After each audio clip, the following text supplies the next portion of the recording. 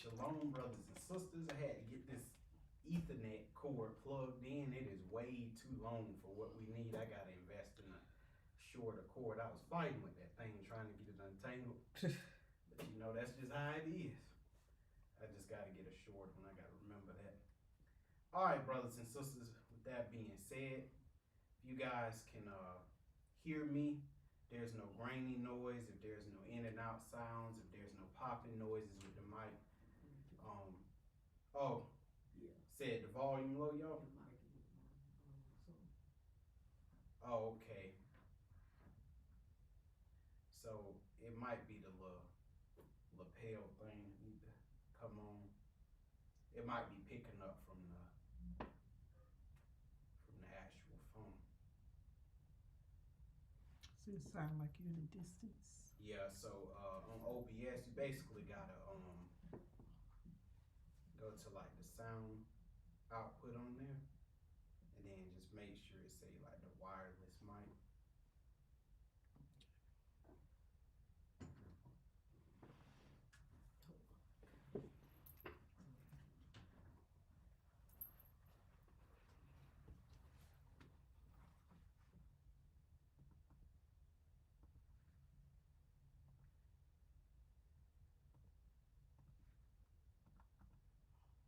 Yeah, because it might have been picking up from the actual phone.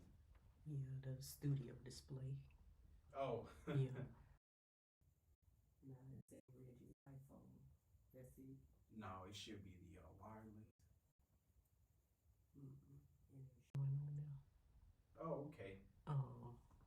So that little receiver in the back, just unplug it and plug it back in. Well, see, that's why we do the mic checks right here.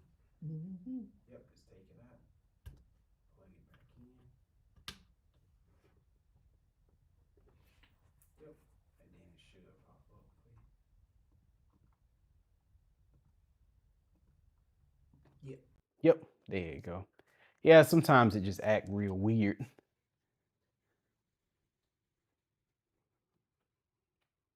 All right, brothers and sisters, I believe the mic issue is fixed. Just had to unplug the receiver and plug it back in. Sometimes the computer just act weird. You got to unplug something and replug it back in for the computer to recognize it.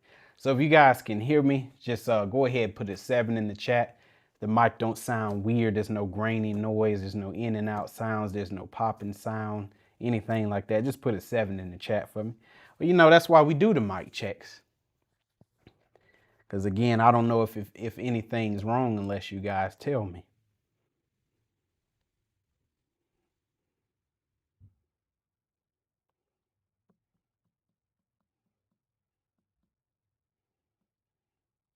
All right, brothers and sisters, I definitely appreciate that. You guys let me know everything is working well. Now, I know that on the news they were talking about this winter storm that's coming or approaching. And I believe a lot of states are already being affected by it on the East Coast. You know, I just want to know, you know, is there any of you brothers and sisters that's being affected by that in the chat? And if so, you know, how cold is it where you guys are? Because, man, that type of cold is no joke at all. I just want to know how cold it is because we're going to be affected by it, but just kind of by like the tail of the ice storm or the winter storm. So it's going to be basically like the low 30s. And trust me, for Florida, that is extremely cold. Anything I'll say below the 50s in Florida is cold.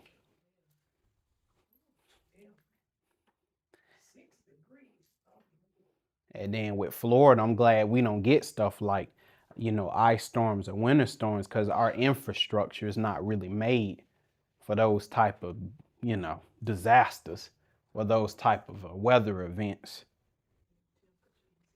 Yeah, so they're already feeling the effects. 0 degrees in Ohio. Oh, man. 7 degrees, 33 Central Texas, -3 in Michigan. And, you know, a lot of this isn't even factoring in the wind chill factor because they say the wind chill factor make it feel like it's way colder than it actually is.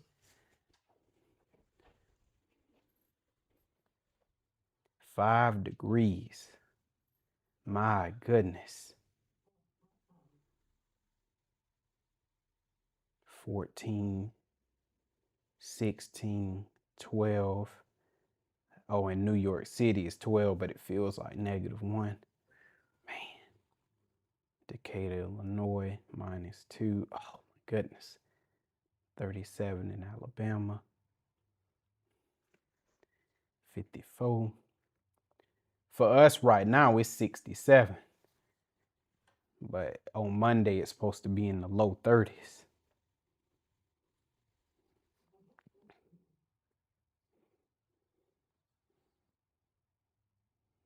You know, and I was going to tell y'all, brothers and sisters, too, you know, when it's cold like that, don't try to be prideful. Don't try to be tough. Put some clothes on.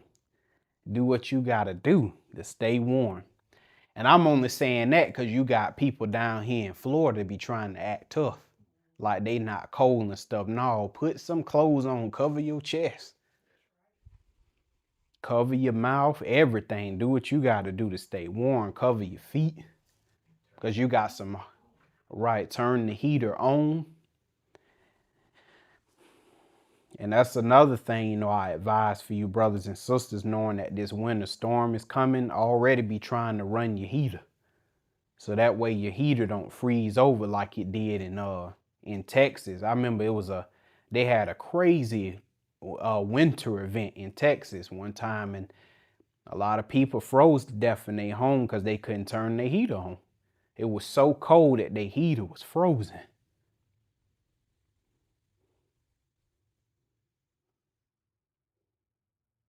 Because these Floridians, they hard-headed. They get cold, they still be trying to wear shorts and flip-flops. Man, put some shoes on and some pants on. I ain't got no pride, brothers and sisters, man. As soon as I feel something, I'm throwing something on.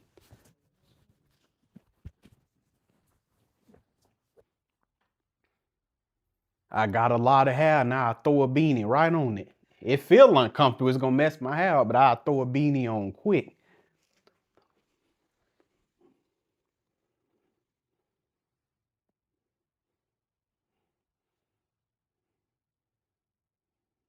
Yes, sir. Put them gloves on, double up, triple up on socks. Oh, see, Darren, that stuff I ain't never think about. Because, see, you don't get that cold here in Florida. He said, let your cold water slow drip in the sink to prevent pipes from freezing. I thank God we ain't got to worry about nothing like that.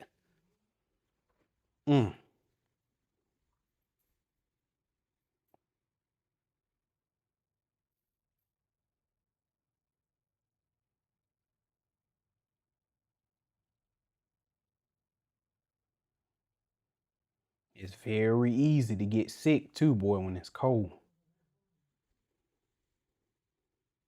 Don't even go out if you don't need to. Because in Florida, when it be cold in the 30s and stuff like that, I don't be going out. Not if I don't have to. Now, if I got to, I got to do what I got to do. But if not, I don't just go out, just be strolling around, just trying to shop. No, sir.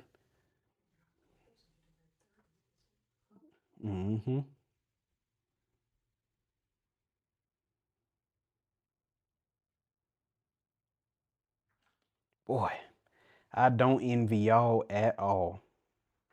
You know, and around this time too, brothers and sisters, I always pray for the poor. Because a lot of them, you know, they're going to be subject to these elements.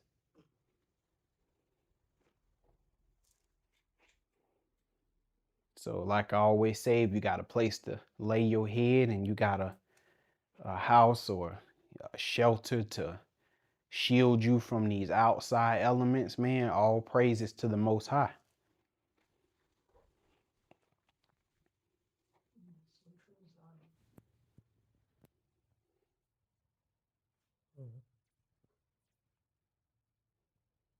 That's true, Zai. That's right.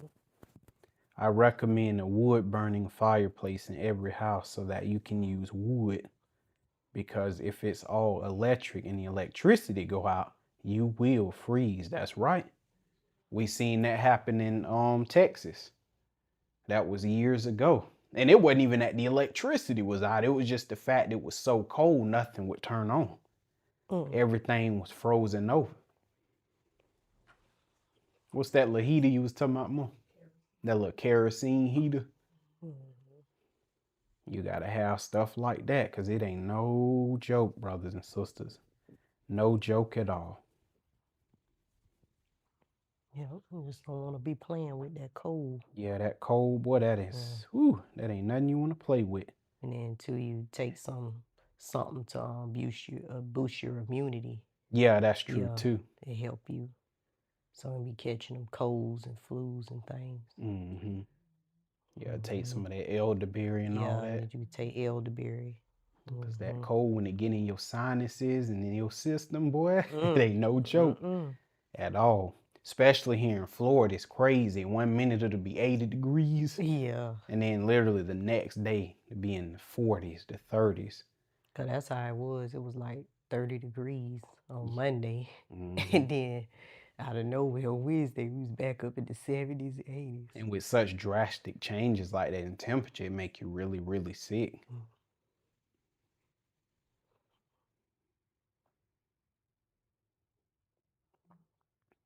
It's good, man, that y'all brothers and sisters on here sharing advice and tips for each other. Cause Oh, yeah. yeah, your animals too. Yeah, if you got any, Mhm. make sure you keep them warm. That fur coat only gonna go so far. And them children too. Make sure you put a coat and gloves and hat on them babies too, because I be seeing children too. These parents don't be putting no clothes on their children. No warm socks, nothing. Yeah, especially down here in Florida. Boy, Baby ain't got no jacket or nothing. that's a shame. But you good and covered up though. Mm-hmm.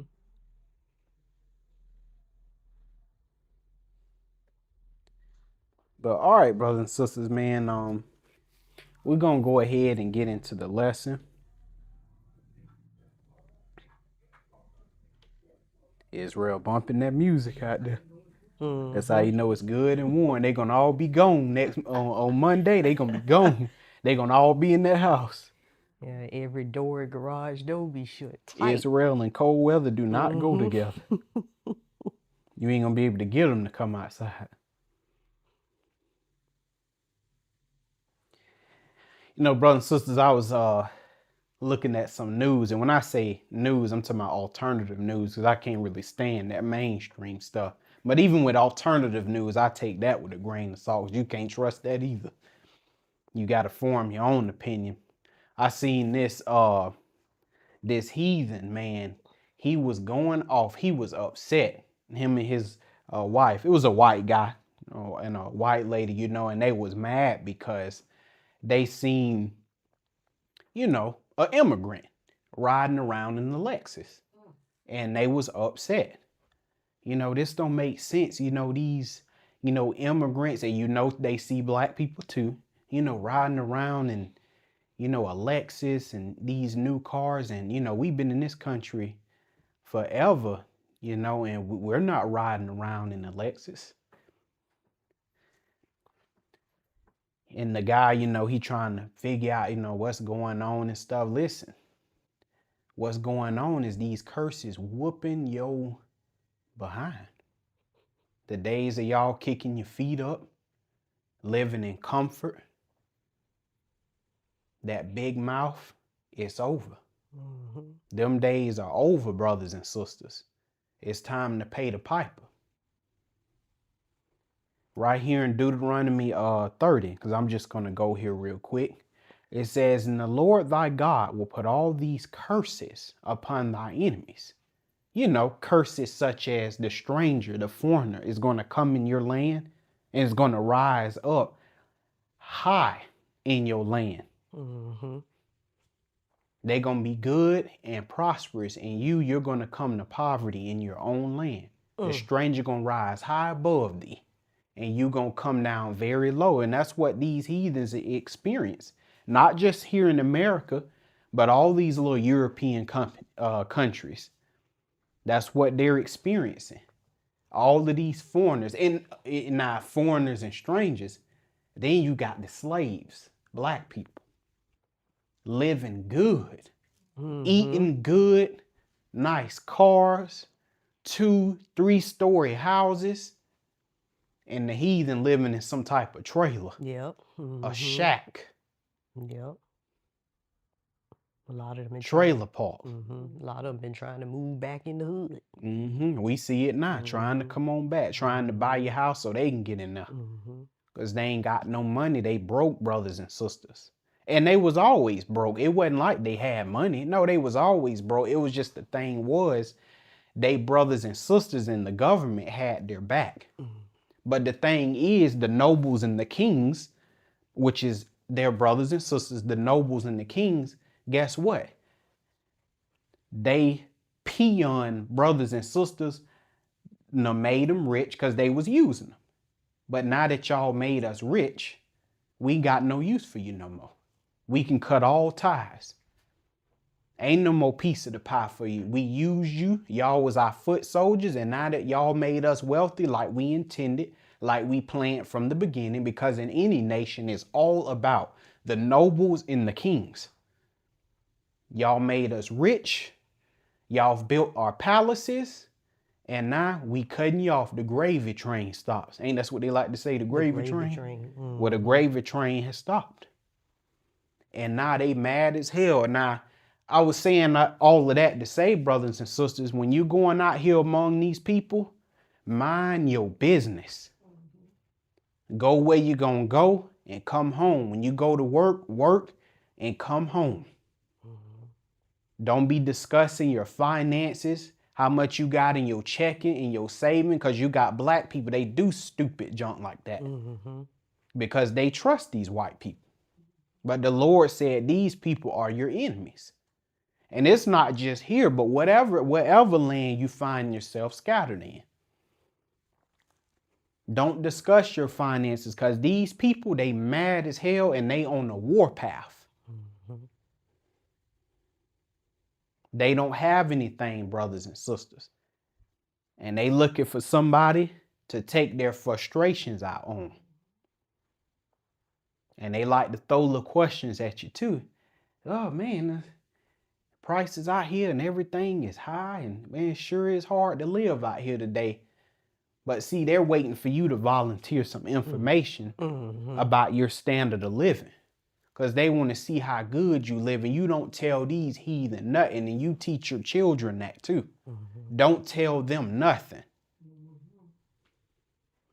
Ain't it hard, Reggie? Yeah, man, it's hard out here. That's what I tell them. Yeah, it's hard out here, man. Everything high. I go right along with it.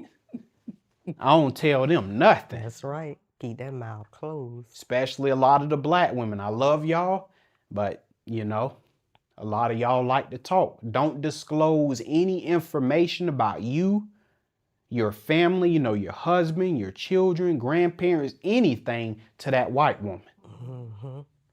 In fact, that's why a lot of y'all benefits got cut. Because you volunteering this information to this white lady that you trust because you think that she's your friend and she love you when God said she your enemy. And see, they went to go tell they masters, who is they brothers and sisters. But at the same time, they master. And got your junk cut. Don't you tell them nothing.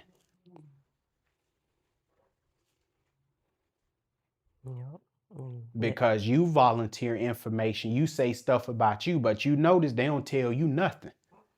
They don't tell you about their family, their husband, their children. And if they do, they keep it very surface level. And that's what I do. I keep things surface level with these heathen. I don't tell them a thing because obviously you have to interact with them. You at work, you go out in public, get groceries and all that, you have to interact with them. And so knowing that, you have to use wisdom, brothers and sisters. Don't tell them anything. Keep it surface level. And I was going to say too, and letting them fight their own battles. That's right. Tell them, Zahar. Because what they've been trying to get a lot of Israelites to do too, especially those who have like platforms, is they've been trying to get them to speak for them, to Right. fight for them. Nope, let these heathens fight their own battles. Yeah, because black people, you know, you've been here in this position before. I ain't getting into any of that. Nope. This stay out is of your battle. This is your war. We sitting on the sidelines chilling like we been doing. it. Mind your Hebrew business. That's right. Yeah, Yep, don't that's go right. out with them Don't either. go out with them or nothing. Be playing pin the tail on the nigga. Having a picnic with your legs and your arms. Pick a nigga. I'm good. Hey, you want to go out camping with us? Nope.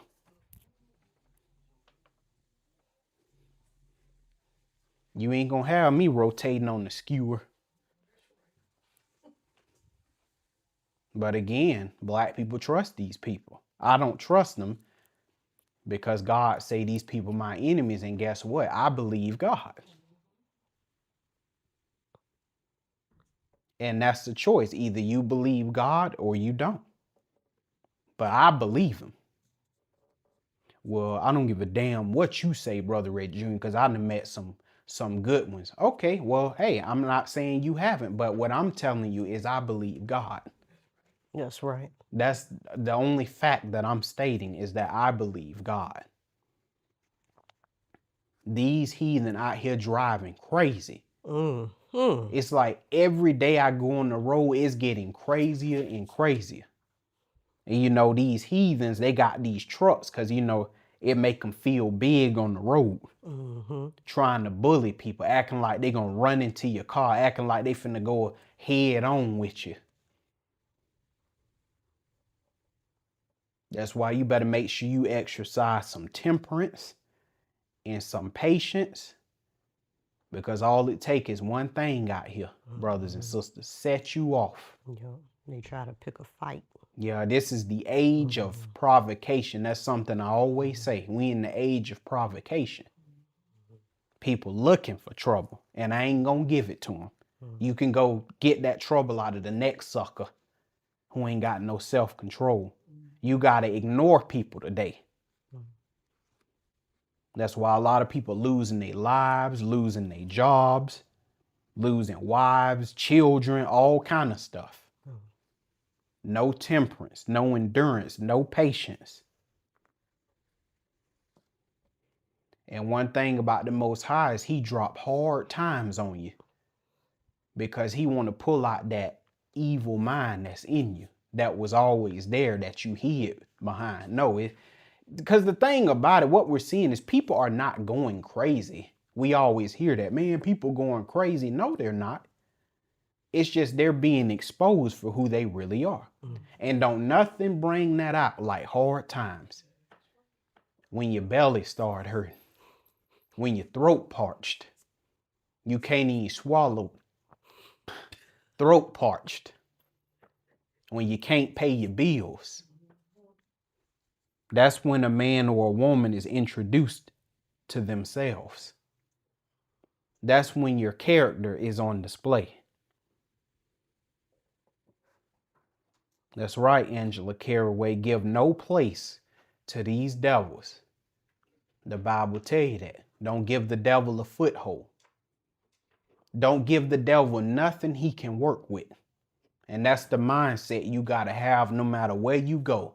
Don't give the devil anything that he can work with. We call that occasion. So dot every I and cross every T. But we're going to go ahead and get into it, brothers and sisters. We're going to continue where we left off from last time, which is Romans chapter 13. And in the previous chapter, Romans chapter 12. Oh, okay. But in the previous chapter, Romans chapter 12, Christ through Paul was telling us how as born again saints, saints being Israel, because only the Israelites can be the saints.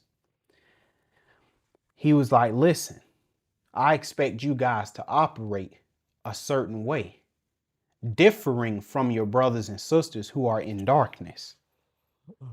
He said, when you dealing with your brothers and sisters, I want you to choose to be kind. I want you to choose to be merciful. Shoot, let me turn the page. It's right here. Exercise what? Prayer. He says, I want you to be given to hospitality. And Paul is saying this, or rather Christ is saying this through Paul, is because these things are all a choice. It really is. You have to choose to do these things because there are going to be things that come up, disagreements that come up between you and your brother and you and your sister. And you have to choose to walk in love. You have to choose to do the right thing. And, Paul summed it all up in this verse 21. He says, Romans 12:21, he says, be not overcome of evil, but overcome evil with good. And that goes into always do the right thing. Always do that which pleases God. Don't wait for somebody else to do the right thing, then you're going to do the right thing. I'm not going to get right till they get right. We're not supposed to operate that way.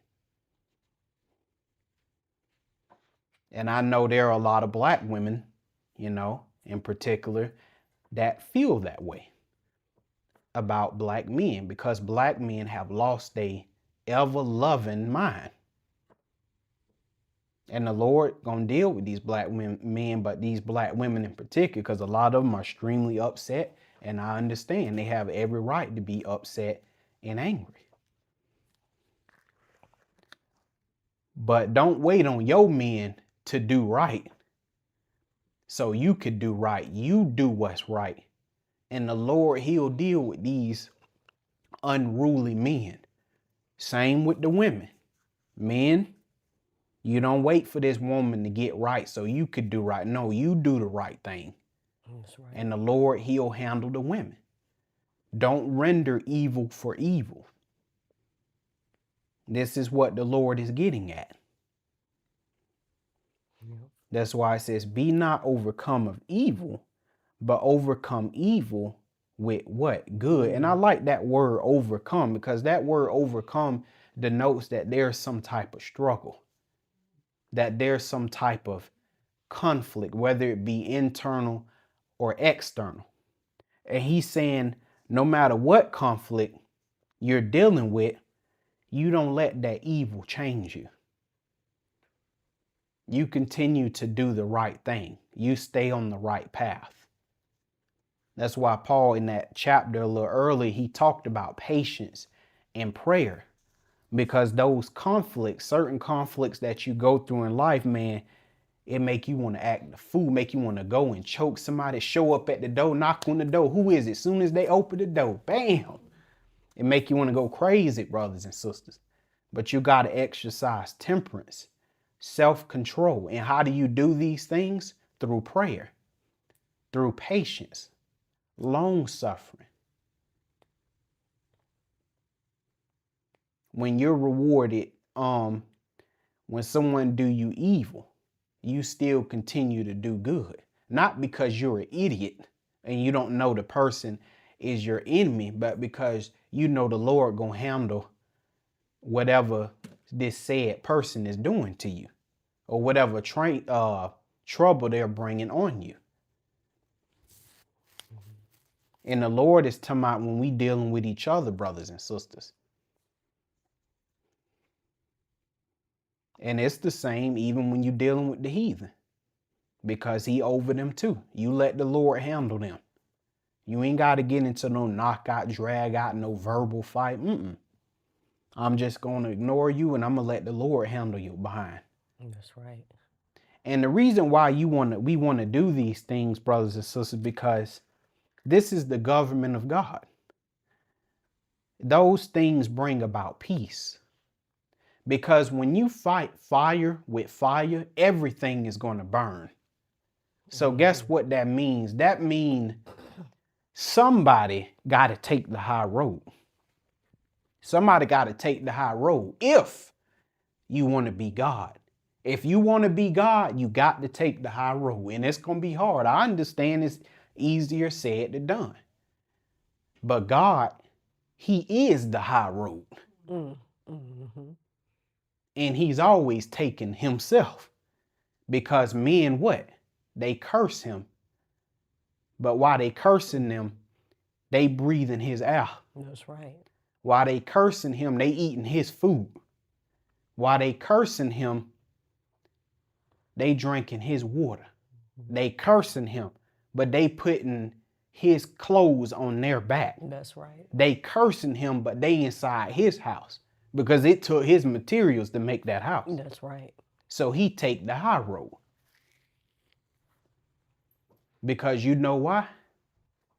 He know that there's an appointed day when the Father is going to allow him to get his enemies. So even him, he be patient. He be long suffering because he know that day of judgment coming. And we have to exercise that same patience. That's right, Will McBride. You got to let the Most High fight your battles. He said, vengeance is mine. And not only that, too, brothers and sisters, you ain't just letting the Lord fight your battles just to fight your battles, but you got too many enemies. You got way too many enemies. You don't even have enough inside you to deal with all your enemies before you crack. Because I know it, a lot of us, we got a line of enemies. You're going to try to take on all your enemies? No, brothers and sisters. You flesh, you will break apart before you're able to deal with all your enemies. This is why you go to the Most High, who what? Neither slumbers nor sleeps. He don't get tired. He got all the time to deal with your enemies.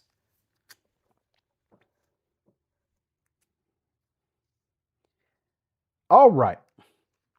Now we're going to go ahead and get into it. Romans chapter 13. And we're going to start with verse 1. Okay. And when you get there, go ahead. Let every soul be subject unto the higher powers. For there is no power but of God. The powers that be are ordained of God. So it says, let every soul be subject unto the higher powers. And it's the key word of this entire verse is subject. But before we get into that, brothers and sisters, I got a question for the chat. Here it go right here. Got to get this side. I get excited every time I get it. I'm like, yes, sir. But I got a question for y'all in the chat. Who is God talking to?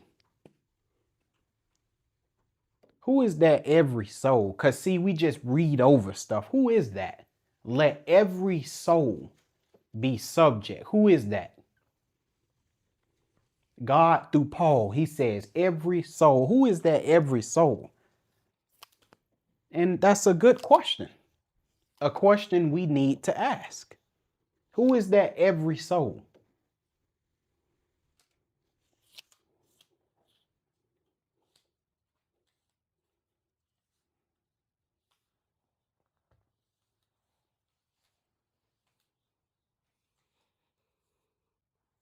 Who is this every soul?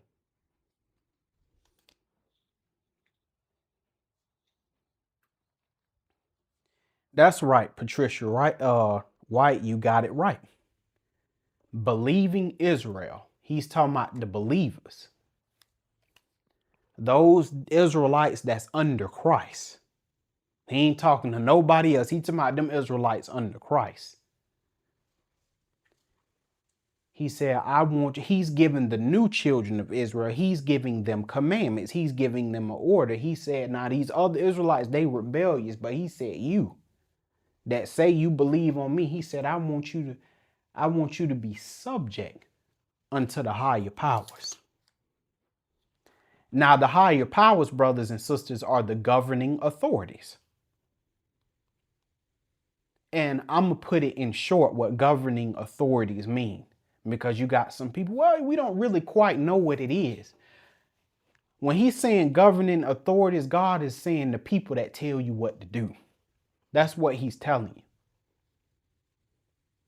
These institutions, these organizations, these governments, it's all government though. He says, I want you to be obedient unto them. And he's going to give you he explains why. But he said, I want you to be obedient unto them, because that's what it means to be subject, to be obedient, to submit. Now, brothers and sisters, to be subject or to submit means that you have your own will. You have your own way of thinking about how you believe things should go, how you believe things should run. Just like with the fourth beast, in their government, they got things running a certain way and we freaking cannot stand it. Mm-hmm. And because we know the truth, we know the freedom of God. But the Lord said, hey, I understand that. But he said, nevertheless, I want you to be subject to him, because he says there is no power but me. And I want to let you know that I've ordained the powers, meaning I've ordained these governing authorities over you.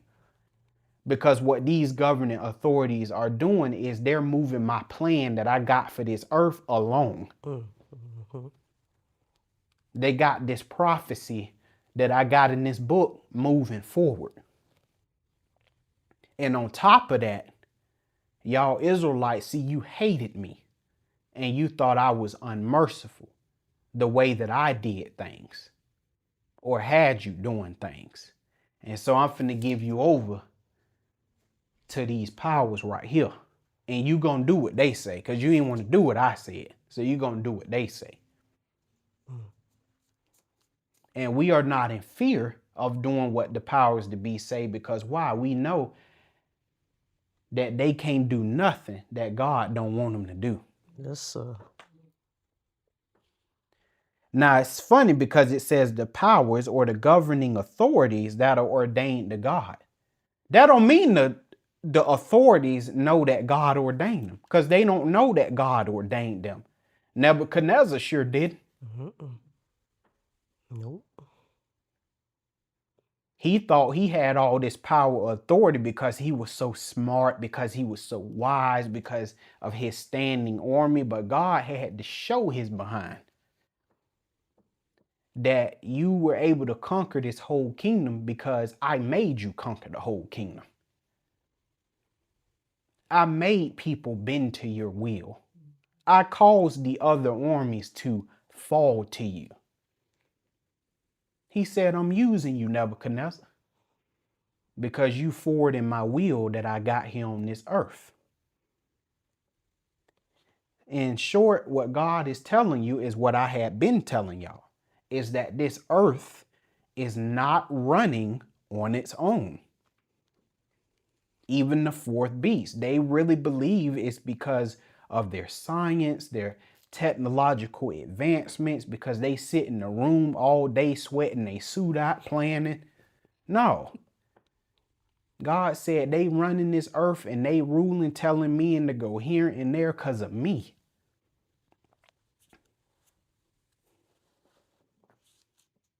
And the Lord said, and Jesus is saying, if you believe on me, you should know that. You should have this understanding. Now, the other unbelieving Israelites, they gonna just say, yeah, they gonna agree just to be agreeable, but they don't believe none of this written. Right here, they don't believe in none of this because they wonder after the beast, just like Revelation said. Man, look how smart these people is. Man, look at all this stuff that they coming up with. Oh, man, they just created this new missile. Oh, man, Project Bluebeam, CERN. The only thing I am concerned about is how these powers are ordained of God.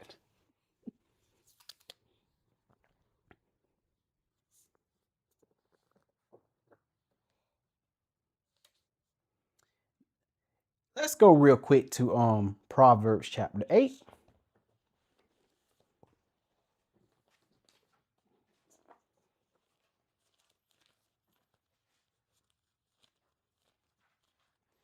So it ain't because you smart. So you ain't ruling because you smart. You ain't ruling because you dumb.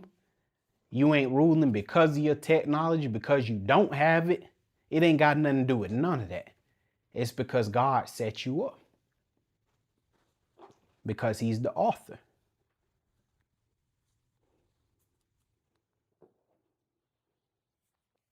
But we're going to read Proverbs chapter 8. We're going to read verse 15 and 16. When you get that, sister, go ahead. By me, kings reign. Not by themselves. He said, by me, kings reign. Go ahead. And princes decree justice. Or judgment. Go ahead.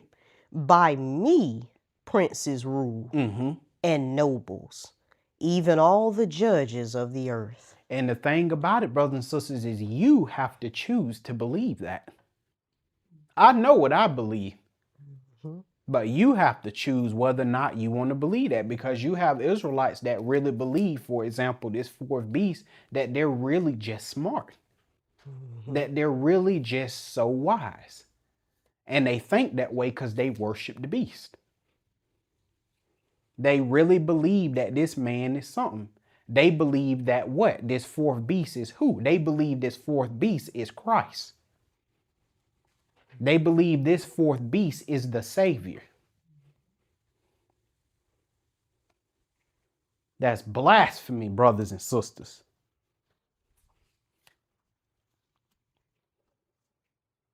This fourth beast is not God. That's where I'm getting at. These people are not God. They're just men being puppeted by God. Being puppeted by Satan, by God. Puppeting the puppeteer.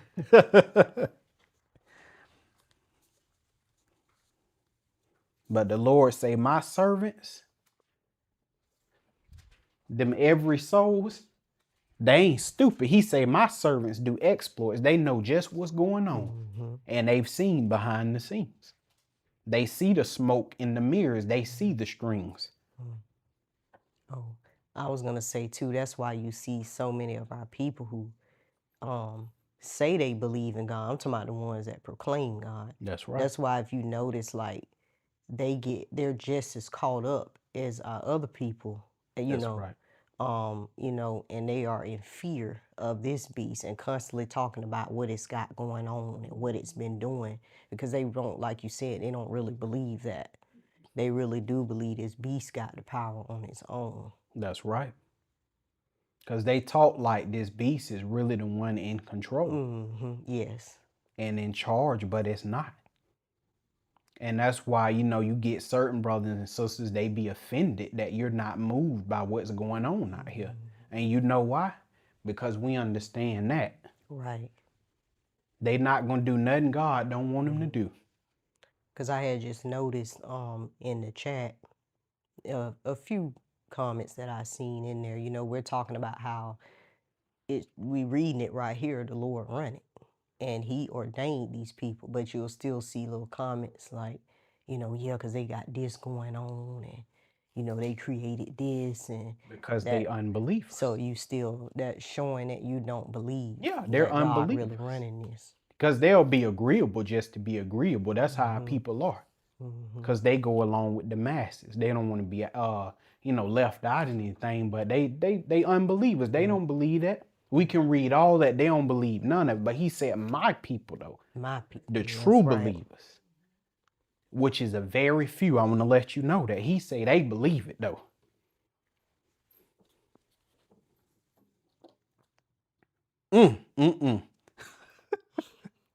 I be laughing, boy. Our church don't play. Yes, baby. We believe God around here. We believe God around here. You know, these people be talking about Trump and stuff like he got some real, he doing this, he doing that. We don't care. Verse 1 just told you. That's no right. power. So if Orange Head is up there, it's because God said it. That's right. Nebuchadnezzar, he found that out. So in other words, what the Lord's saying is you need to be fearing me. Exactly, because I control these powers. That's right. And he told you why.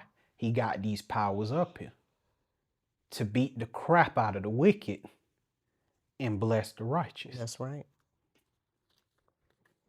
Okay, now we're going to go to Daniel chapter 2.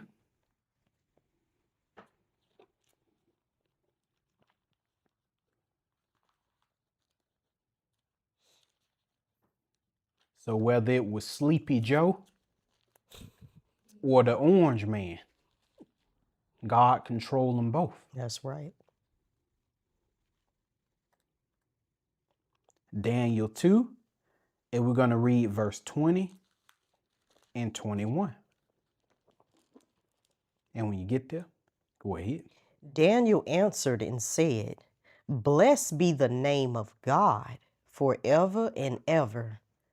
For Our wisdom. Go ahead. For wisdom and might are his. Ours. His. It's a his. For wisdom and might, brothers and sisters, is his. Because man, and I'm just talking about the powers today, because the fourth beast, they're the one running it. They believe that wisdom and might are theirs, right? Because they believe it's by their wit, by their strength that they're ruling and reigning and telling men and women to go here, go there. But God said, no, sir. He said, wisdom and might is mine. He said, I'm the great puppet master.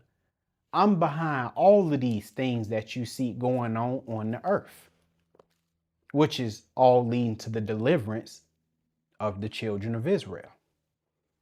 But he said, I'm behind this. This fourth beast ruling is because of me. And he said, they're going to find that out the day that they see me. And when they see me, they're going to want to die, but they ain't even going to be able to die. But the moment they see me come in them clouds, they going to know right away it's because God was behind all of this stuff. They don't have no power. Here's another thing. What this fourth beast going to do, brothers and sisters? When this earth gets smited with plagues, waters turned to blood. Everything in your fridge, blood. Death, war, heaven shut up, no rain. What they gonna do? Because this is what I want to know. Two witnesses, whether it's two men, whether it's Israel or Judah, why you can't stop this stuff? Why you can't stop the Lord from allowing these Israelites to smite the earth as often as they will with these plagues like it's the first Exodus? Why you can't stop it? You supposed to be supreme. All that right there trying to bring back the Nazi salute. Why you can't stop these plagues when the Lord allowed these Israelites to smite the earth? Why you can't stop it? Because you know why you ain't in control and you never were. God run this thing. That's right. The Lord don't play no games, brothers and sisters. If people fear you, it's because God made them fear you. And when people don't fear you, it's because God made sure that they don't fear you. Who are the Medes and Persians that they rode? Well, let me go a little further back. Who are the Babylonians that they weren't afraid of the Assyrians and rose up and slew the Assyrians? Who were the Medes and Persians that didn't fear the Babylonians, rose up and slew them? Who were these Grecians that they did not fear the Medes and the Persians and they rose up and slew them? Who were the Romans that didn't fear the Grecians, Athens and all that mess, rose up and slew them? It's because God was behind it.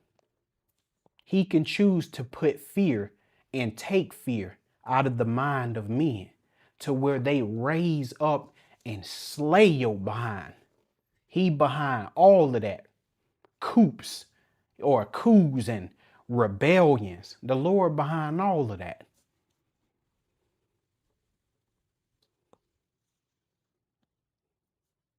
The Lord letting you know I'm in charge.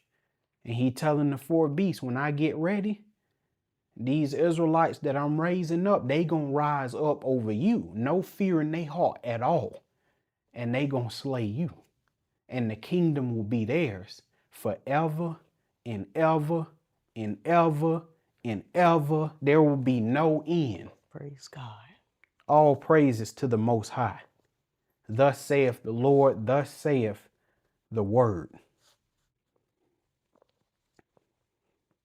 You had read all that? I read verse 20, 21. Oh, okay, go ahead.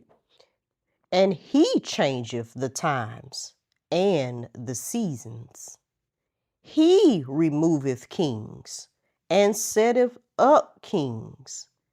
He giveth wisdom unto the wise and knowledge to them that know understanding. So it ain't of your own will. It's not because you got in all of these books.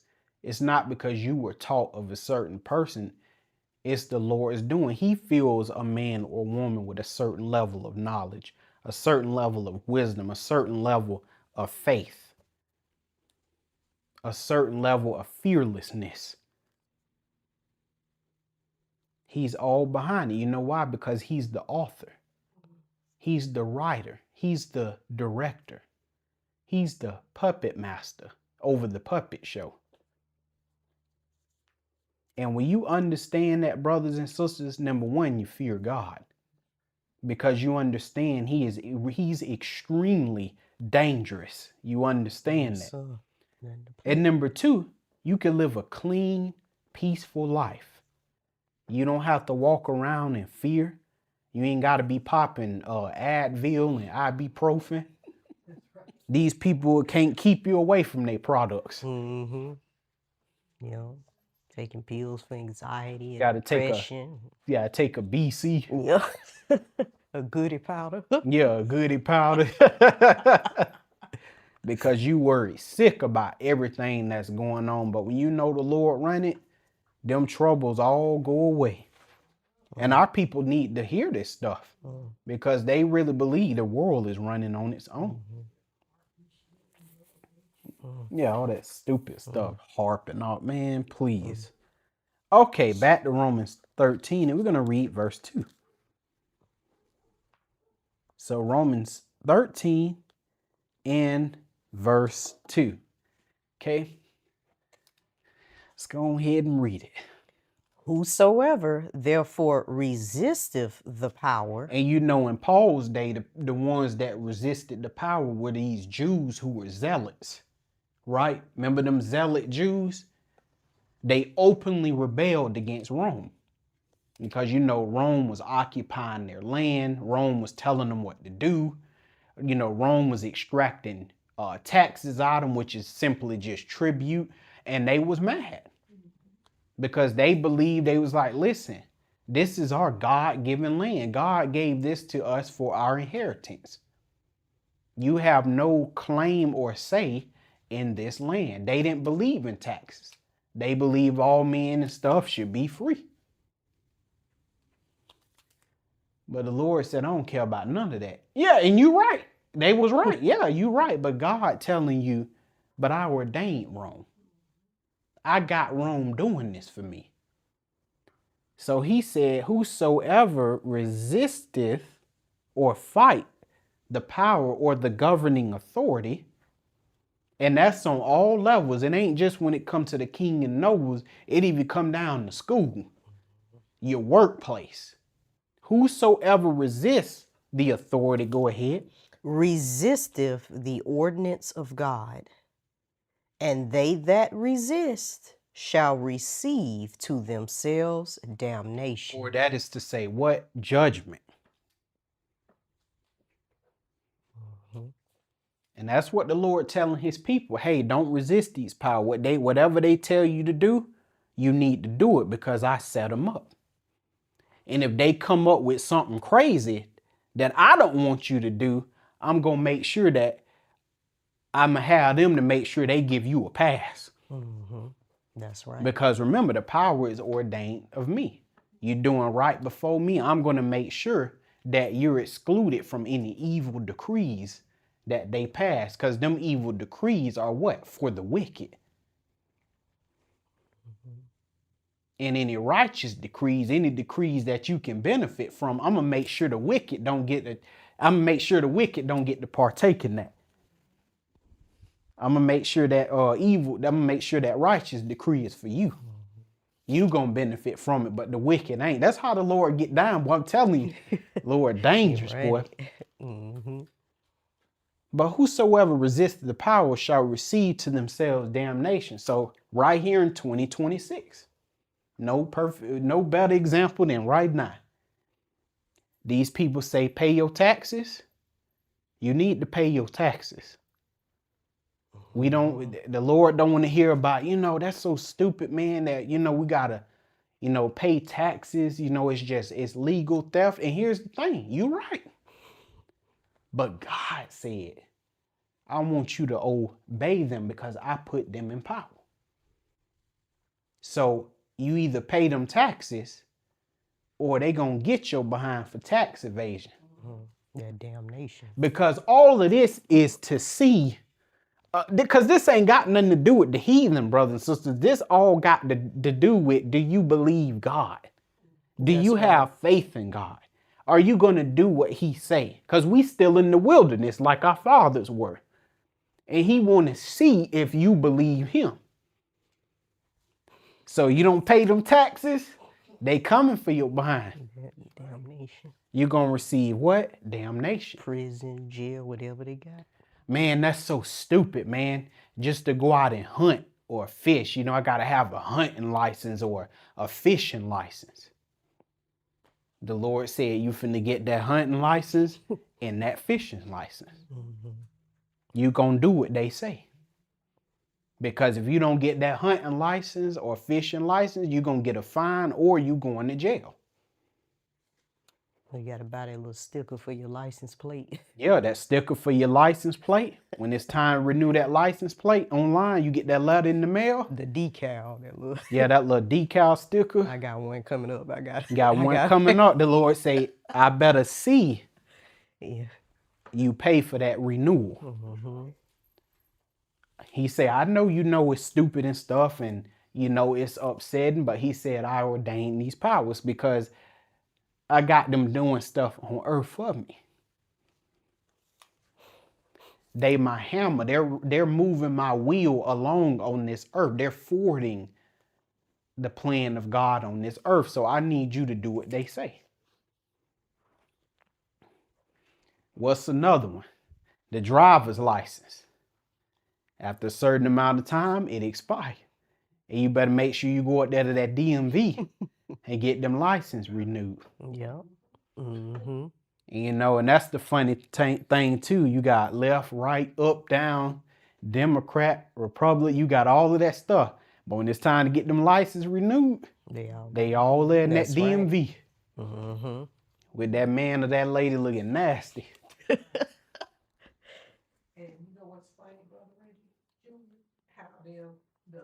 same government that tell people they can't be begging. No, I ain't speak for no presidential campaign fund. When I'm paying the taxes already, would you like to donate $1 or $2? That's begging. But the Lord say that's the way he got things set up. You got these brothers on the street, they beefing. I'm a real nigga. Nigga, this my block. This gang versus that gang. It's my hood. This my hood and stuff. This is not your hood. This stuff belong to these heathens because God gave it to them. And you cross them, they gonna show you. Israel know just who face to get into and who not to get into. And them same two brothers that's beefing, Crip, Blood, Vice King, Vice Lord, whatever. Both of them Negroes right up there in that DMV. Looking at each other, renewing them licenses. You supposed to be hood. You supposed to be a gangster. You supposed to be a real nigga. No, you a real gangster, real nigga and all that towards each other. But you know who the real nigga is. You know who the real gangster is, and it's this white man God done set up because he gave them the power. He gave them the government. He gave them what? The authority. We reading it. That's right. So when Israel acting tough and talking about they got all this smoke, I'll smoke you. No, That's no. for each other. Mm-hmm. But they don't want to go up against the champion. That's right. As hard as them Negroes act. Think about some of the hardest Negroes you see going around in these cars and stuff. It should automatically going through your mind that they getting them license plate renewed. Yeah, think about it. And they paying them taxes. They too. paying them taxes. They They- paying what? Car insurance. You don't have that car insurance because ain't that's what this government say? Mhm. That you better have that car insurance. If you are caught driving without car insurance, you can get your license suspended. And I better not catch you driving without your license. That's right. And they get it You done, going to too. jail. Mhm. And I think about that when I hear these brothers tell me how hard they is and how, that rebellious spirit they claim they got and stuff. I think about that stuff. I'm like, now hold on now. You got a car, you got a house. I'm putting two and two together. That means you doing what your master tells That's you to do. right. So I don't care how hard you look, you bow that knee when it come to this man. They headed up to Jackson Hewitt. And then they- Because you know that what God said is true. That if you resist, you gonna receive damnation. That's right. see you the way you are with your people because Israel ain't got no power, which we now know the meaning of it. Israel doesn't have any authority, meaning they don't tell anyone what to do. Nor do you have the power to enforce.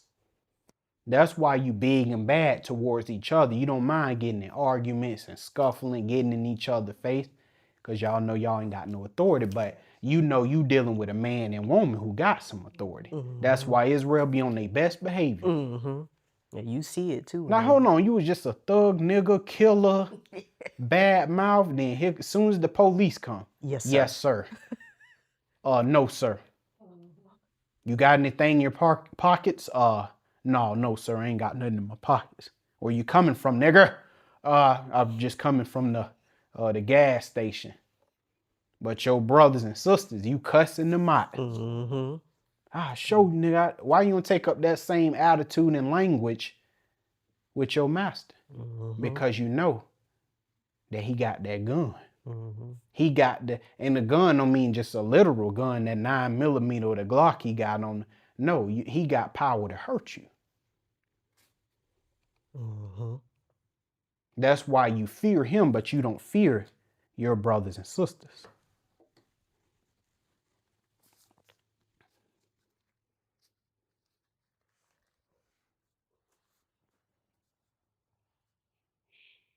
Let me tell you something, Sassy Brit. What would do if everybody refused to pay taxes with a smiley face? Let me tell you, they not going to do it because God put that fear in them. That's right. Even the heathen, they ain't going to do nothing. They scared to death because you know what they know about their brothers and sisters too? Got that gun. They got that. That's right. That paperwork don't mean nothing. We know it's backed by the gun. That's right. Yep. We all know. We all know. And you know who gave them that gun? God.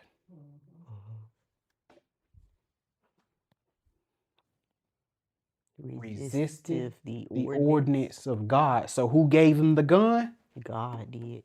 Right here. He gave him the gun. Because you know what God telling Israel? You gonna do what I say. You didn't want to do what I say, but you gonna do what somebody say, which is doing what I say. So it's gonna come back to doing what I say. That's right. That's right. The people ain't gonna do nothing, brothers and sisters. I'm just gonna tell you that. Even these white folks in this country, why hasn't anybody raised up and why hasn't anybody, did anything? Because God say you ain't gonna do nothing. That's right. It's not in his plans for you to do anything.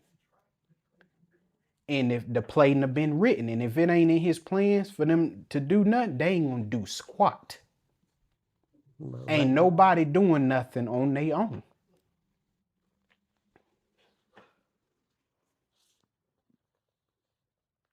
They terrified Brother Stacy because God made them terrified. Just like the animals terrified of us because God put it in them. that's right. He put the fear of man. When you raise up against a regime and you put the leaders of the regime to death, it wasn't because you was bold. It's because God put that fearlessness in you. And he said, go take this regime over and you going to prosper when you do it. And you know, Israel, you know, they don't believe because you got a whole Bible full of examples of God doing this. And they literally, I'm telling you, Zahar, these Israelites literally think they finna walk up in the God's kingdom with this unbelief. Little stuff like that will keep you from entering. God ain't playing by this faith, brothers and sisters.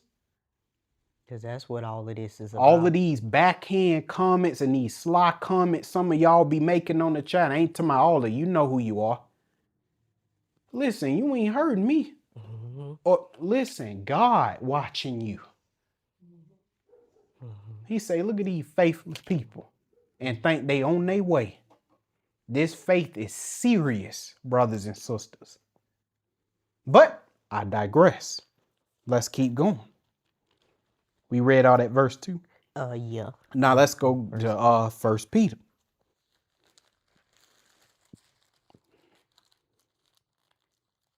Israel thank God playing around with this unbelief.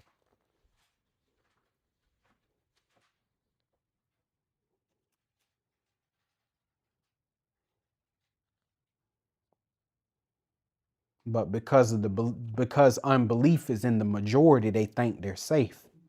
But when you see that super dark, I'm talking almost purple, black man sitting on the throne looking at you, that's gonna be a whole nother feeling in that day. You ain't gonna be smiling in that day. But then again, you don't even believe that. Yeah. 1 Peter 2, and we're gonna read verse 13 and 14. And when you get there, go ahead. Submit yourselves to every ordinance of man for the Lord's sake. Every ordinance, this is meaning authority. Go ahead. Whether it be to the king as supreme, or unto governors, as unto them that are sent by him for the punishment of evildoers, That's right. and for the praise of them that do well. That's right. And that's why the Lord telling you to be obedient to the governing powers, because he is using them. They not doing nothing, but God is using them to what? Punish the wicked and bless the righteous. Now, back to Romans 13.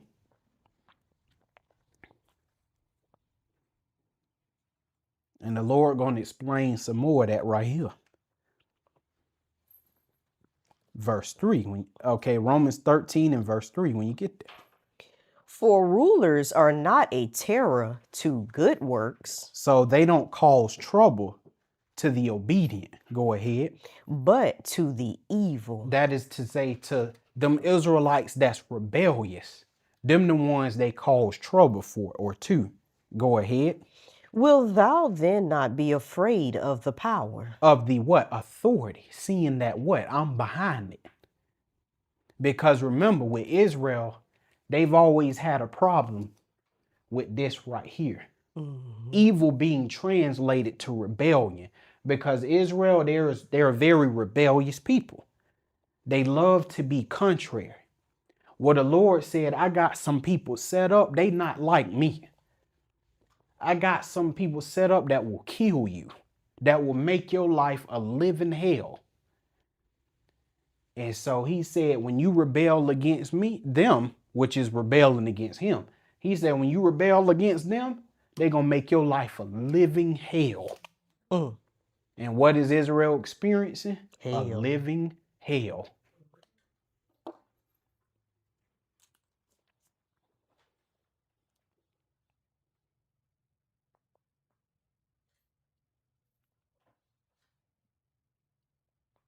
Will thou not be afraid of the power? He says, what? Do that which is what? Do that which is good, and thou shalt have praise of the same. Meaning you're being treated well and you won't experience no issues.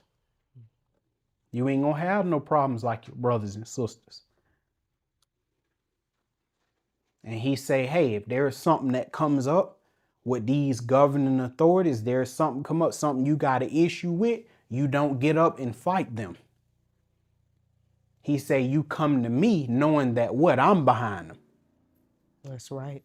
You got a rebellious wife, you don't fight her. You don't abuse her. You don't do that. He say, you come to me. You got a rebellious husband, because these are all authority figures. You got a rebellious husband. Okay? Don't fight him. Don't act crazy. Don't try to do nothing sneaky.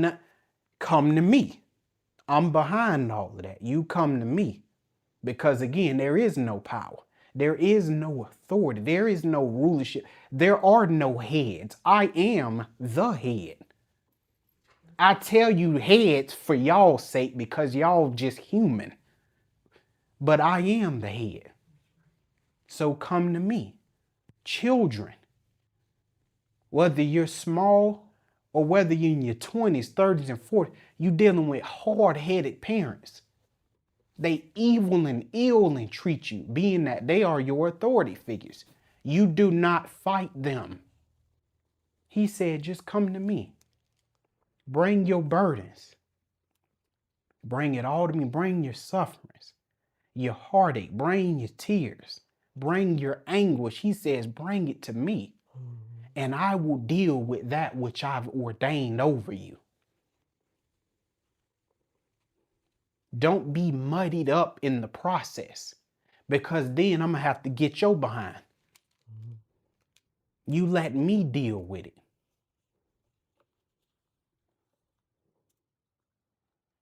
You got a problem at work? Don't fight your boss. Don't fight your supervisor. Don't fight your manager, your director, your vice president, your CEO. Don't fight them. Don't try to take it to them. No, the Lord telling you, come to me. And by coming to me, you're acknowledging that I've set them up and that I got power to take them down. That's right. The same ones I set up. This is knowledge our people have to have. This is why people have so many issues.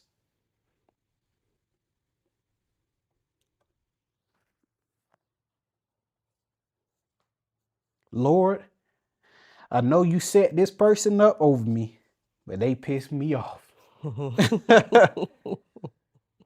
I do nothing but come to work on time. I cause no problems, but they stay on my case. They stay ill and evil and treating me. They talk to me like a dog.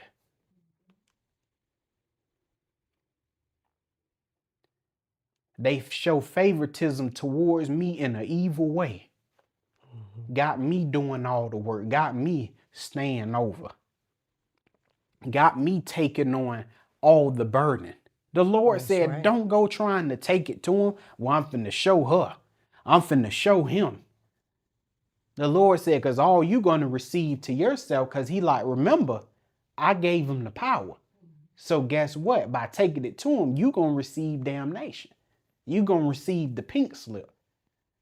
They going to say, you going to have to pack your bags. You got to go. So you have to be wise. And that wisdom comes from God. And that wisdom tells you that God set them up and God controls them. And God is brutal when he deal with wicked folks. Yes, he so is. Why not go to him? He say, I deal with them. Don't be trying to get even. Because I'm going to get them, but then I'm going to have to come and get you. And he trying to keep your hands clean.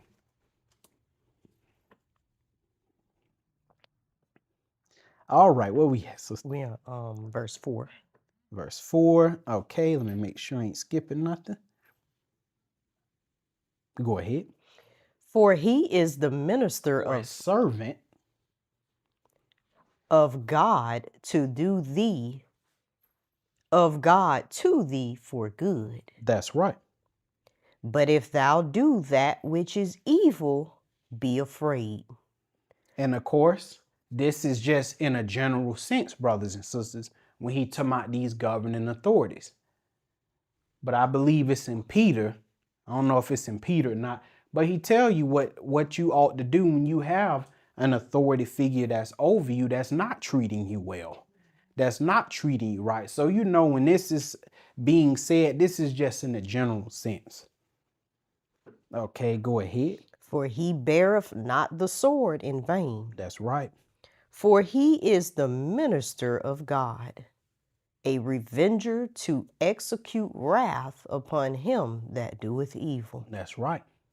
That's why the Lord got these authority figures out here, to punish the wicked and to bless those that are doing well in his sight.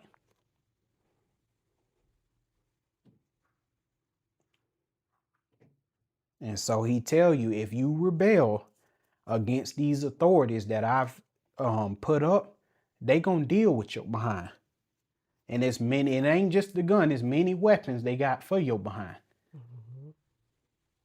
Number one, they got a weapon for you. They got, as they say now on YouTube, the survivalist people, they can't say gun. We can, but they can't. It just depends on what kind of channel you are. They say your projectile too. Your force multiplier. They got a force multiplier for you. They'll get demonetized. They'll get demonetized. That's right. But they got a force multiplier for you. Mm.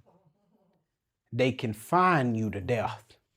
Oh, Take all your money. We say down here in Florida, they got that fire. You got the fire for you. Yeah, projectile tool, force multiplier for you. Mm-hmm. They got fines. They take all your money. They could throw you in jail. Mm-hmm. They can garnish payments. So they could suspend whatever privileges you have. They got all kind of stuff for you.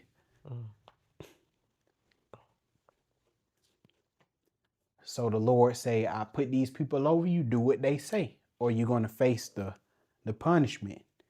You were speeding and they gave you a ticket. Go ahead and pay that speeding ticket, or else it's going to turn into something else.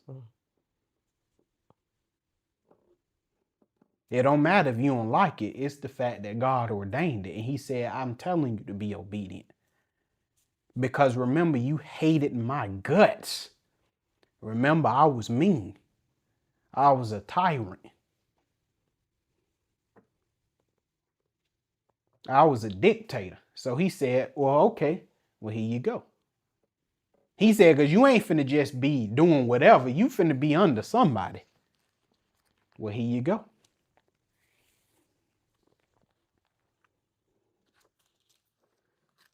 And those that love me, I'm going to entreat them well. But them Israelites that hate me and they unbelieving, I'm going to make their life a living hell through these powers.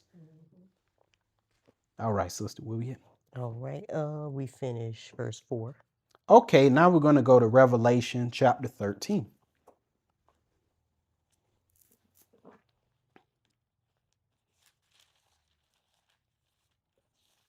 And we're going to read verse 1 and 2.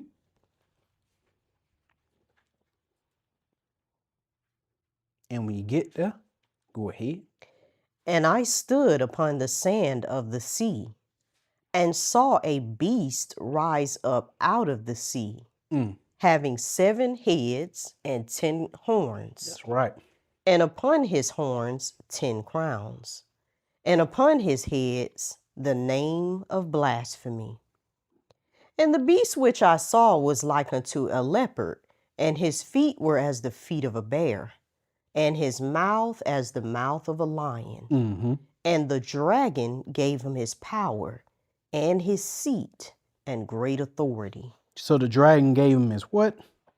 Gave him his power, his seat, and great authority. So the Bible says the dragon gave the fourth beast his power, seat, and great authority.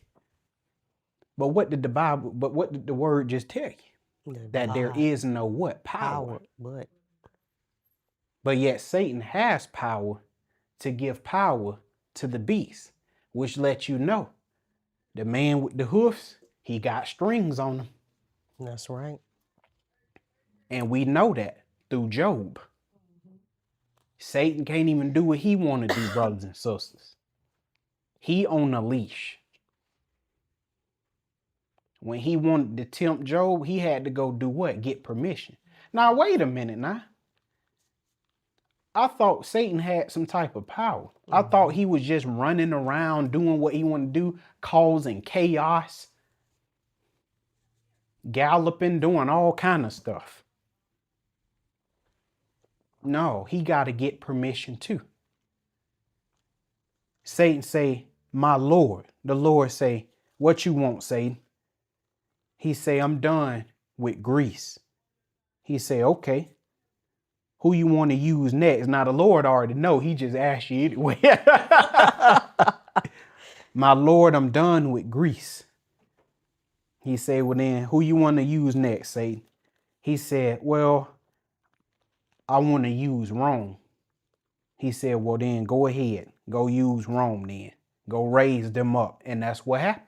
Satan went straight over to Rome, raised them up. Power, seat, and great authority.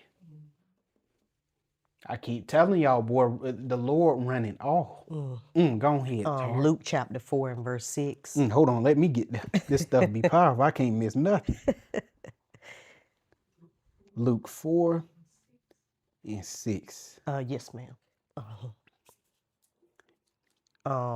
It was just saying in verse 5 that, the devil took Jesus up to a high mountain and, he showed him all the kingdoms of the world. Mm-hmm. And it says, and the devil said unto him, all this power will I give thee, and the glory of them, for that is delivered unto me. Think about And that. to whomsoever I will, I give it. So he telling you right there, it was given to him. Now he ain't say from who. But it was But given. he said, for that is delivered unto me, meaning what? The power, kingdom. So he's even telling you, It's not of myself. yes, that I was given this ability to give this power to the next power was given to me from God. That's right. But you got these Bible thumpers that go around believing that Satan just running around, running amok, causing all kind of chaos of his own will. No, he has to have permission. Satan say, Lord, that plane of 150 people, I want to take it out the sky. The Lord say, nah, not today. I got other plans. And guess what? Satan move on. That's right. Lord, this building right here, I want to blow it up. And I'm going to use this. Ooh. He say, Lord, I forgot how much I weigh now. Like, He say, Lord, I want to blow this building up. And I want to use this man named Timothy McVeigh.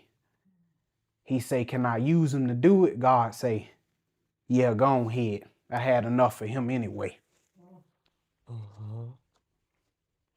And the Lord signed off on it. This stuff ain't no joke, brothers and sisters. This is serious. God is dangerous. And the reason why he have all of these things like this is so you can fear him and beg him for mercy. God, have some mercy on me. Because he run it all. A bird give up the ghost in midair. The Lord know about it. He say, one of my beloved creatures just fell out the sky.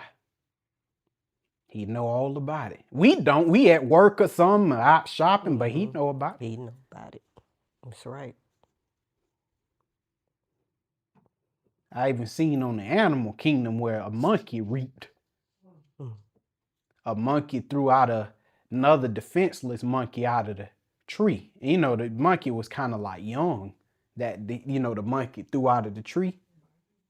And I kid you not, when that monkey, because it followed the life and all that, when that monkey got old, it ended up getting thrown out the tree. I said, Yeah, even in nature. even in the animal kingdom, is reaping and everything going on. Some scary stuff, boy. All right, what we get? Oh, So, we did Revelation 13, 1 and 2. yeah, that's right. Okay, now we're going to read verse 5. Romans 13 and verse 5. Wherefore you must needs be subject, not only for wrath, Or that is to say punishment, not only because you fear the punishment. Go ahead. but also for conscience sake. For conscience sake, meaning what?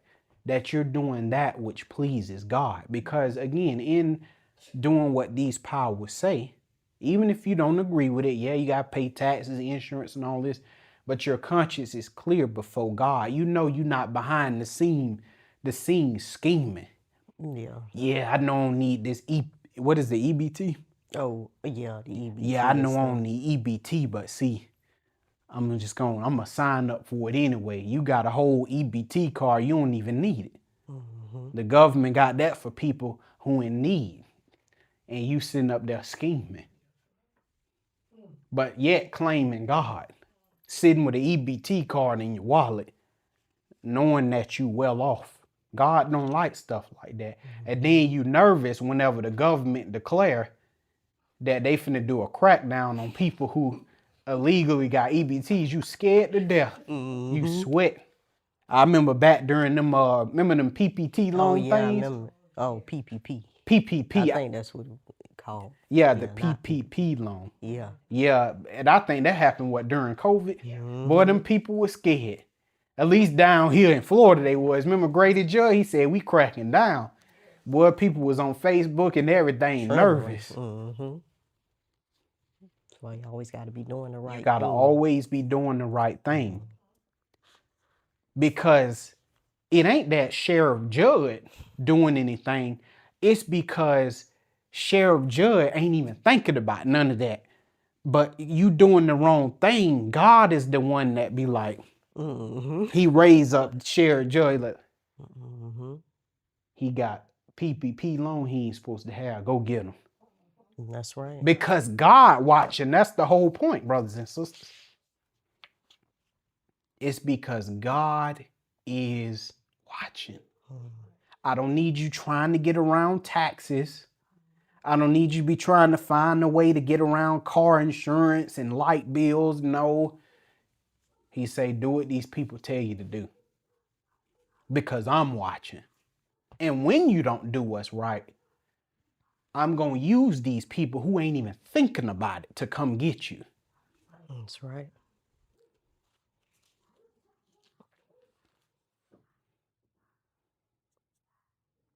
All right, now let's read back to Romans 13 and verse 6. Go ahead. For this cause pay you tribute also. So he's telling these Israelites, because you had these Jews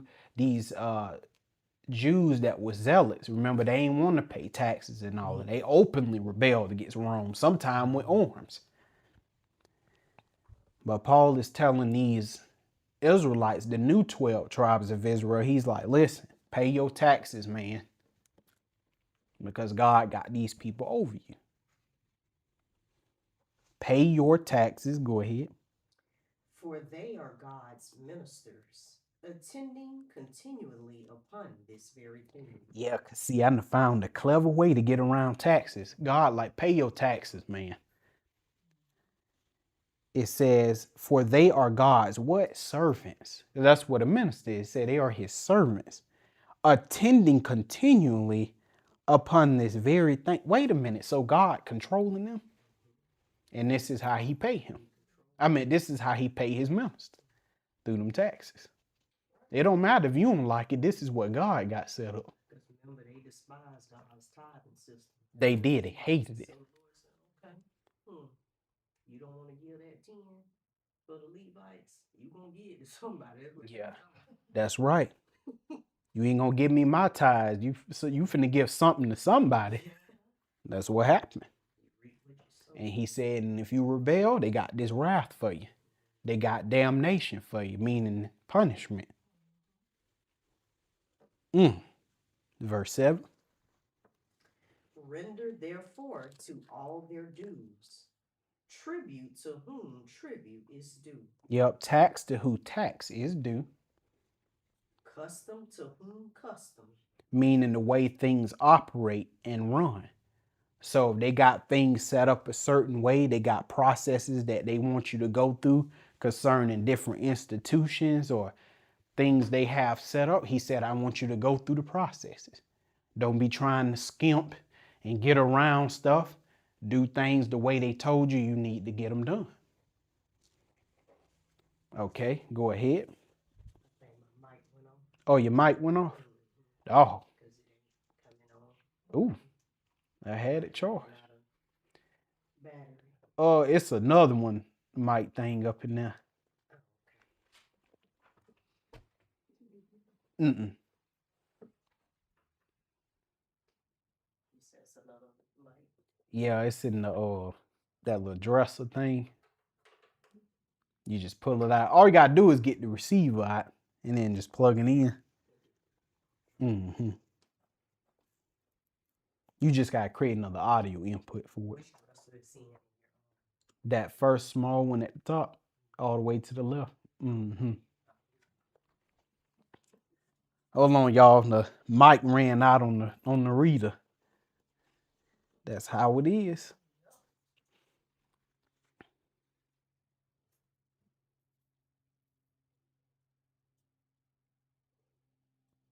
And you know, Israel, we gotta understand that we're here to serve out our punishment. In these captivities, we're not here to have a good time. We're here to serve out a punishment. That is determined shall be poured upon the desolate. Remember that was said in Daniel? Let me go to Daniel real quick. Let me go to Daniel real quick. If I can find Daniel. Here we go.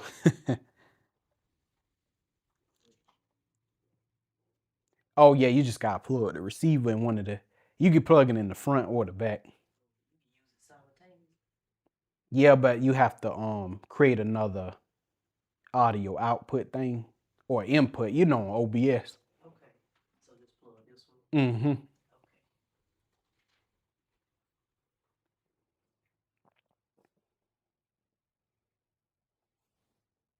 Add it to the same lapel thing or just create a whole new? Like a whole new.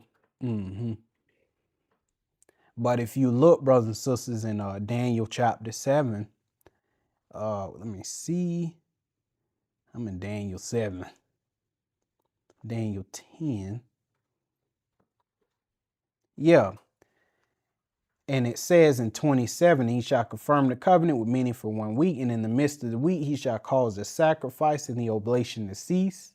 And for the overspreading of abominations, he shall make it desolate. And it says, even unto the consumption, and that determined shall be poured upon the desolate. And this right here that we're reading, oh, y'all can do a test.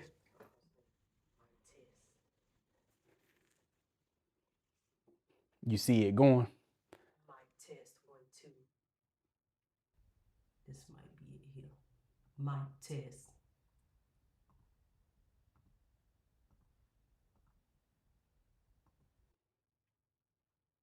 Testing. Yep. Yep. New feature unlocked. Yes, sir. Can y'all hear me, Israel? Put a 7 in the chat if you can hear me. Yeah, put a 7 in there. We just found out something new we could do. At Mama Kazaya, now you can have a mic. Oh, yeah, sure can. Oh, yeah, they hear you. Okay. Good, Israel, good. I know y'all don't play about that volume. Y'all be letting us know y'all don't want to miss nothing. Yep, so it's good. Yeah. That's nice. You wanted to use a mic? Oh, you good for now? Okay. But right here, brothers and sisters, in this Daniel 9 and 27 in the bottom, it says, and that that is determined shall be poured upon the desolate. That's this right here. This is a part of that is determined. When you got to pay taxes, insurance, all of these things that we deem unfair. And a lot of it is. A lot of it is legal theft. But the Lord say, I want you to obey it anyway. That is determined. We're here to serve out a punishment.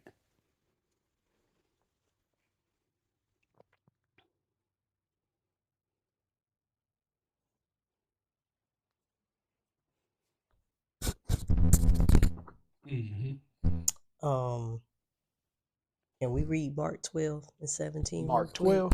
Yep. It's just to back up what you've been saying. It's like you said, these zealots, they was around during Jesus' day. You had groups like Sakari and all these people. Insurrections. Yeah. Mm-hmm. Because that was them resisting the power. The power. Mm-hmm. Well, Mark chapter 12, just real quick. And verses 15 through 17. Well, 14. It says, and when they were come, they say unto him, Master, we know that thou art true and carest for no man. Something else, boy. For thou regardest not the person of men, but teachest the way of God in truth. That's how they buddy you up. Them unbelievers be something else, boy. Is it lawful to give tribute to Caesar or not? That's that tribute. Taxes. Shall we give or shall we not give? But he, knowing their hypocrisy, said unto them, why tempt you me? Bring me a penny that I may see it.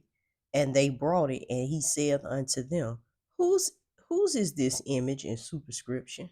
And they said unto him, Caesar's. And Jesus answering said unto them, render to Caesar the things that are Caesar's, and to God the things that are God's. That's and right. They marveled at it. Because like you was reading here, it's all about God. Exactly. And so the Lord is even using the punishment to try to teach Israel about himself and about having faith in him. Right. And giving yourself to me. Just how that penny was in the image of Caesar and it belonged to him. Well, we're in the image of God and we belong to God. To him, right. So you need to give yourself to me. And that's what the taxes are, a shadow of what we're supposed to be doing when it come to God. Right. And just how you fear them, because he put the fear of them in our people. That's a shadow of what to fear him. To fear him, that's right. So even in that, the Lord is teaching us. Because the Lord don't do anything by accident. Nothing is just coincidence. No, the Lord uses natural things to teach Israel spiritual lesson. That's right. But we just keep getting caught up in man. That's Israel's issue. Carnality. Because they want it to be man. The truth is, Israel don't want to deal with God. They just don't. They don't. It's boring to them. Yeah. It's not with exciting. The Lord. Yeah. So they want it to be about You mean to tell me all mysteries and roads just simply lead to God? No, I need something deeper than that. Something crazy. We talking lost city of Atlantis. That's what we need. Cause that stuff, man, that's what excites Israel.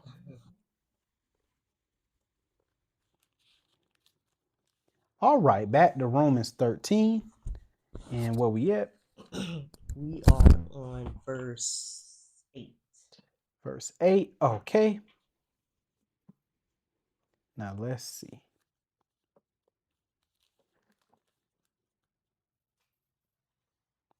All right, go ahead. Owe no man anything but to love one another. For he that loveth another have fulfilled the law. Now, for a hot minute, I used to always wanted to know what that meant. Why would he say that? And then, he say, owe no man anything but to love one another. Mostly the owe no man anything, but then he followed it up by he that loveth one another have fulfilled the law. Well, when you think about owe no man anything, when you owe somebody, what have you just incurred? A debt. But God is not speaking here of money. Boy, I was super corner because when I read this scripture, I always think of money. But no, didn't Jesus say I died on the cross, forgiving what? Your debt. And a debt is what, brothers? Because by him dying on the cross, he made peace between us and the Father. And now we can dwell in unity, in love, in levity, peace, kindness. Well, when he's saying, oh, no man, anything, he's talking forgiveness, brothers and sisters, for any type of what? Wrongdoing. So when he's saying, oh, no man, anything, that's what he's talking about. Wrongdoings, grudges. Lay those things aside that you may what? Love one another. Forgiveness. Because guess what? You can't love one another because you still thinking about what this brother or this sister did to you 20, 30 years ago. And that's how Israel is. Yeah. There's no forgiveness. There's no laying aside of grudges or any of that. And that's what prevent Israel. One little thing, they hold to it. And when it talks about owing, guess what? When somebody owes you, you want them to pay you back. In other words, vengeance, recompense.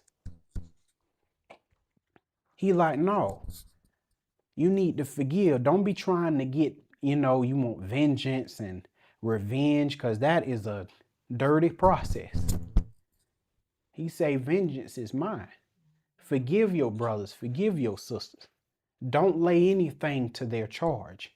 I didn't lay anything to your charge. I forgave you. In fact, I died for you while you was yet my enemy. So he's asking the same between one another. That we don't owe anything to one another but to love one another.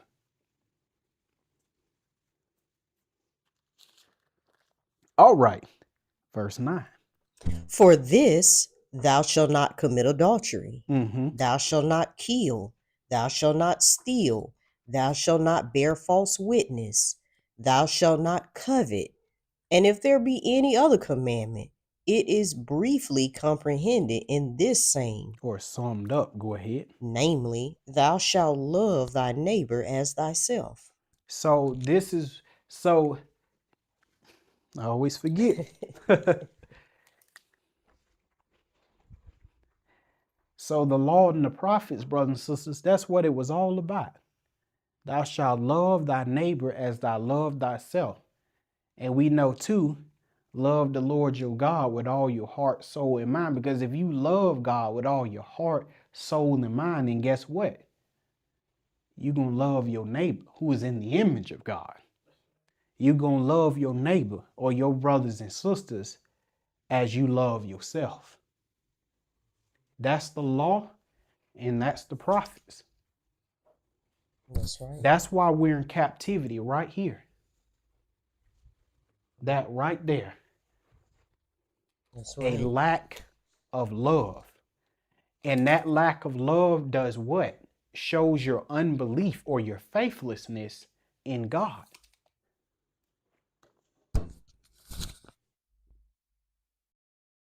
If you love me, what? Keep my commandments. And what is it that the Lord commanded? That we love him. And in terms of, and when we love him, guess what we're going to also do? We're going to love our brothers and sisters. We're not going, when we get wronged by one of our brothers and sisters, guess what? We're not going to hold no grudges. We're going to forgive them. We're going to continue to what? Love. We're going to continue to do well. And that's easier said than done. It's tough. They said your mic is low down. Oh, my mic is low? Yeah. So it must be in charge, Well, here come this other one. I'll get you the other. Go ahead and toss it.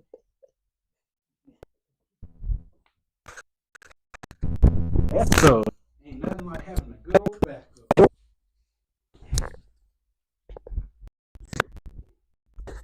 Here we go. We are back in business.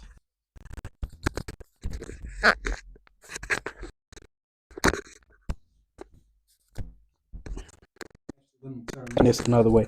Y'all can hear me in this mic right here before I attach it. Just put a 7 in the chat.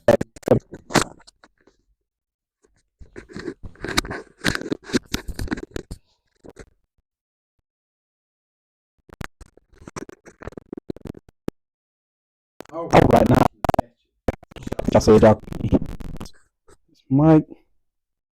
I'm making some weird noise. I'm touching all over it. All right, there we go, brothers and sisters. Now we back at it.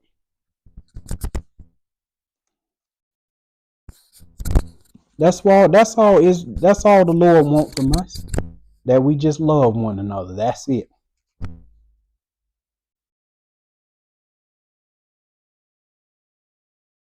All right, verse 10.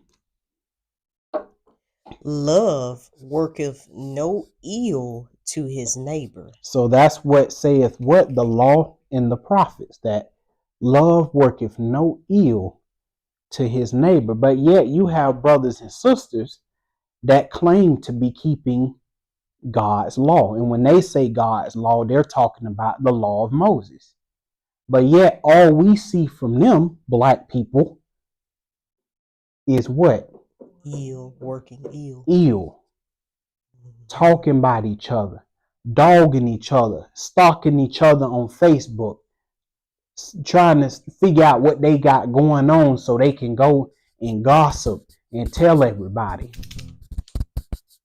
Text messages dogging each other, Mistreating each other. They in the house of God, supposed to be worshiping God, and there's two brothers and sisters in there right next to each other, and they at each other's throat. But in the house of God, like they worshiping God and serving him. Meanwhile, they know darn well they got some ill, some alt with each other. The Lord said, don't even approach me if you ain't even made peace with your brothers and sisters. But that's what the Lord say. He say they sick as my people. Because my people do what? They love. This is what my people do. But Israel feigns this. But really, they all about this. Ill. And they love working ill because that ill bring them pleasure. They love the drama. They love the chaos. They love the fact that something's going on. They could be sick as a dog, darn near on the verge of a flu. But as soon as some drama arises, they just come to life. I mean, that drama is better than Vicks Vapor Rub. It's better than ibuprofen. You tell Israel some mess going on, or they hear somebody being talked about, they just come to life. Like the little chest paddles they use in the hospital. Yeah, the defibrillator. Boom. Hey man, I thought you were sick. Yeah, I know, but I gotta hear the gossip right here, boy. What's going on? Israel come to life. I've seen it. Crazy. But as soon as the word come out, as soon as we start talking about God and having the attributes and the nature of God, them Israelites get real sleepy. They carnal. Because they carnal. They're easily bullied by their flesh. All right, but let's go to Romans chapter 5. We almost done, y'all. Almost. Romans 5 and verse 8. So Romans chapter 5 and verse 8. Go ahead. But God commendeth his love toward us, in that while we were yet sinners, Christ died for us. So that goes along with that Romans chapter 12 and 21. that at all times we must take what? The high road. Not being overcome of evil, but overcoming evil with good. Because I'm telling you, man, when you going through affliction, that's a great temptation to what? This. The mind. Make you want to choke somebody. Make you want to cuss somebody out. It just make you want to go crazy. But the Lord is telling you to take the high road. Because why? He took the high road. In fact, he is the high road. Always do what's right, and don't you wait on nobody before you decide, okay, now I'm gonna do what's right. They fix themselves, now I'm gonna fix myself. No, go ahead and fix yourself right now. And you let the Lord handle whoever.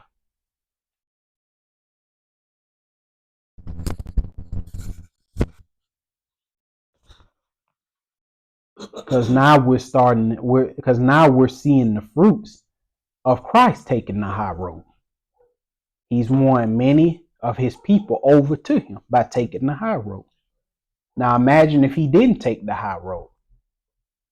We'll all be damned, and there would be many Israelites who would not have changed, who would not have received the Spirit of God. That is to say, his nature.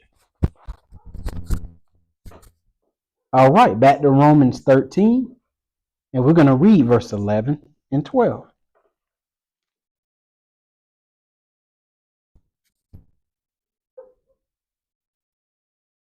Okay, now when you get there, go ahead. And that, knowing the time, that now it is high time to awake out of sleep. Now when you sleep, brothers and sisters, what do you see when you sleep? Nothing. You see darkness. That's it. And we going somewhere with that. Go ahead. For now is our salvation nearer than when. Because when we believe, we received what? The light. As opposed to what? The sleep, which is representative of darkness. Go ahead with 12. The night is far spent. The night, the darkness, God called night. So when he's talking about this sleep and he's talking about night, the Lord is talking about darkness. But see, we've come out of the darkness spiritually when what? We believed. Oh, what happened? They said my mic. It's choppy. Or something like that. You might have to turn yours off, turn it back. Yeah, I'm gonna try. Sometimes that's just how it is. I was there said that. Sound like Megatron. Oh, it might sound like Megatron. All right, family. I turned the mic off and Turn just it turned back it on on. high sound now.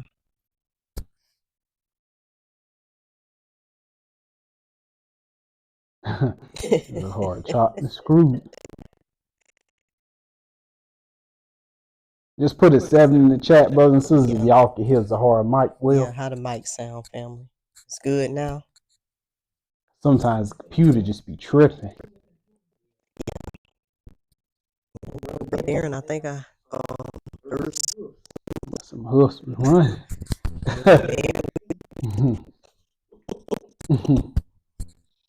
Yeah, I gotta get away. But brothers and sisters, when the Lord is talking about this, what? Sleep. When he's talking about the night, and we know in Genesis 1 said the Lord called the darkness night. We know that the Lord is talking about darkness here. And we come out of the darkness when we believe. We come to the light. Now we're going to find out what this darkness and this light is. Okay? All right. Go ahead. The day is at hand. That's right. Let us therefore. Now the day is at hand, meaning now when we believe, that's spiritually speaking. But the day is at hand. We talking about a day where darkness will be permanently stamped out of this earth, and we know what day that is. But keep going. Let us therefore cast off the works of darkness And let us put on the armor of light. Ephesians 6, we find out that the armor of light is Christ. Now, we're going to figure out what this light and this darkness is. Let's go to 1 John 2, and we're going to read verse 9 through 11. 1 John 2, verses 9 through 11. We almost there, y'all.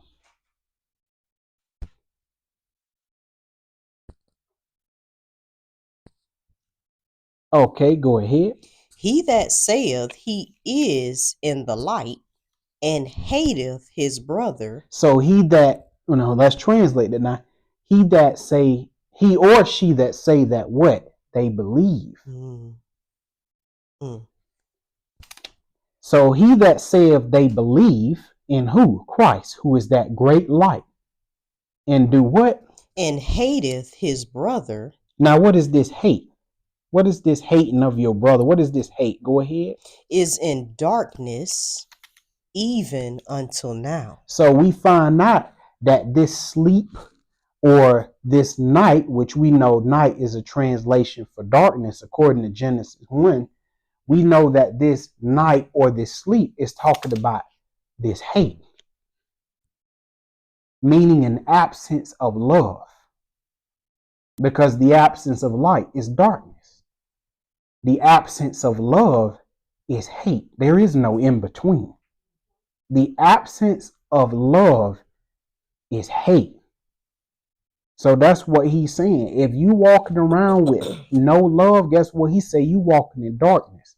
So he say, I don't care how much law you claiming, what laws you think you're keeping, I don't care what you claiming. He say, if you ain't walking in the light, or if you don't got no love, you walking in darkness. So you doing a lot of claiming of something or keeping of something, but the Lord say, but I don't see any love. He say, you what? Walking in darkness. And he say, you don't want to walk in darkness because what? You don't want to walk in darkness because the day is at hand. The day is coming where Christ is literally coming back physically to stamp out the sea, to stamp out the darkness. That's why we don't want to be in darkness. Okay, verse 10. He that loveth his brother abideth in the light. And then Jesus say that what? He is the light. I'm the light of the world of Israel. So I'm the light. So this goes back to Ezekiel 37. Oh, here you go again. I told y'all I can't resist it. So I'm going to find a way to put Ezekiel in there.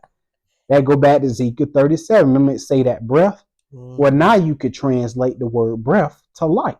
Light, that's right. That light going into Israel, and Israel going to rise up and what? Live. So when he talking about that light, he talking about what? Love. And that love is what? Of Christ.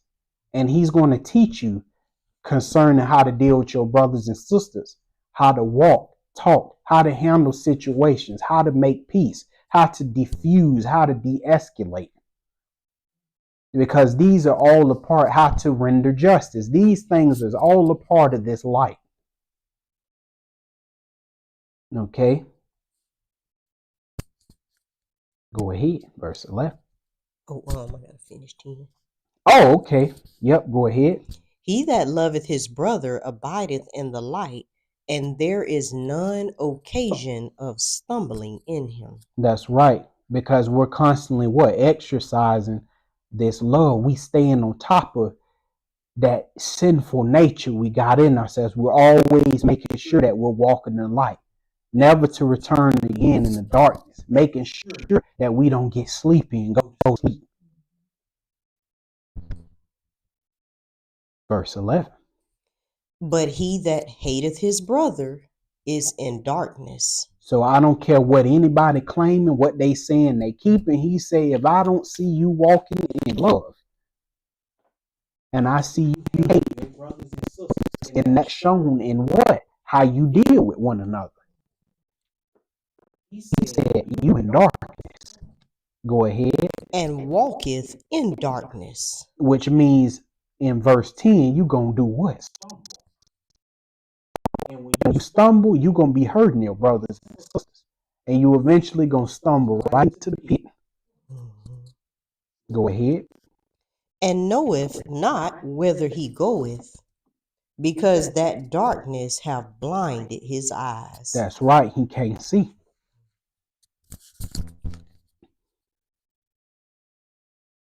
And if you can't see, that means you can't see Christ. Because Christ is that light. And I was gonna just say that takes me back to when Jesus, remember, he had told the Pharisees at the time, he said, you shall be cast into outer darkness. Mm. You see, because in the kingdom, that's what you was talking about, that's day. So the children of light are gonna be in the kingdom, and the darkness is gonna be outside. So that lets me know, when you go back to Genesis, all of that was a shadow of him separating the day from the night and all of that. In other words, separating those wheats and the tares, separating the Israelites that love and those that hate. So we see that Genesis 1 was actually a parable. Mm-hmm. But you know, that's for a whole nother lesson. Oh, man. Okay.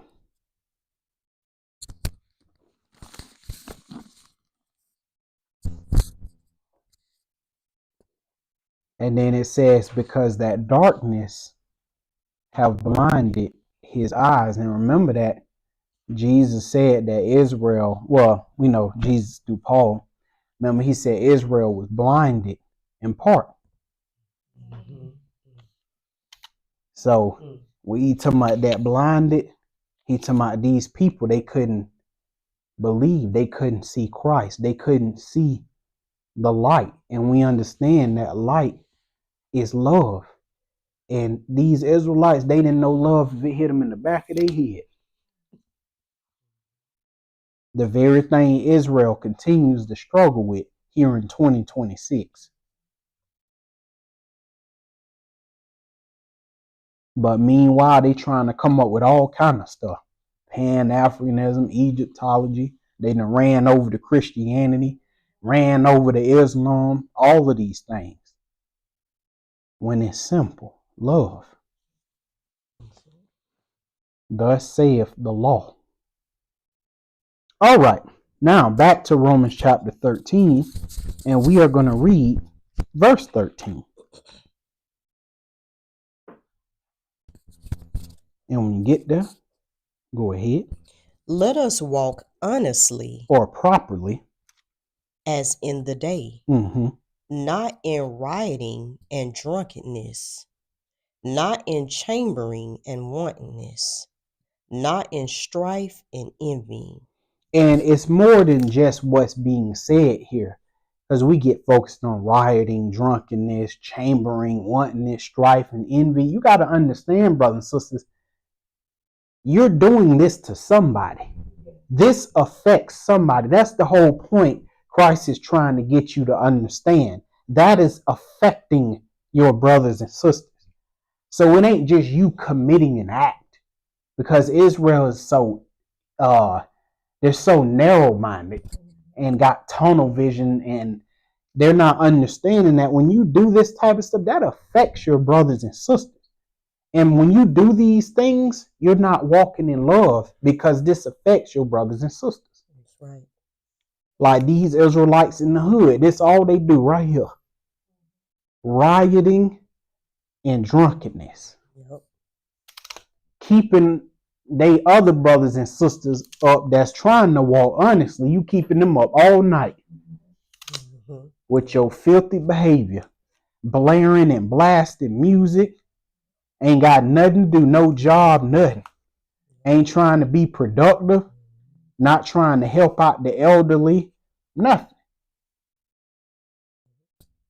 Because there's a lot of elders in this neighborhood need these yards cut. They need the trash took out. Instead, the trash in their yard. Yeah, they need help in their homes. That's what these young men, predominantly, and these young women should be out here doing. Be an asset to your community. Be productive in your community. Make your community safe. Don't depend on the police and all of this make your community safe, because all they doing is hunting you like a bunch of wild animals. No, be productive in your communities. That's a shame. Some heathen got to come set up in your hood, call themselves a dream center. Second chance is all it is to help your behind, because you couldn't do it for yourself. But see, this right here, brothers and sisters, is why we teach in Christ.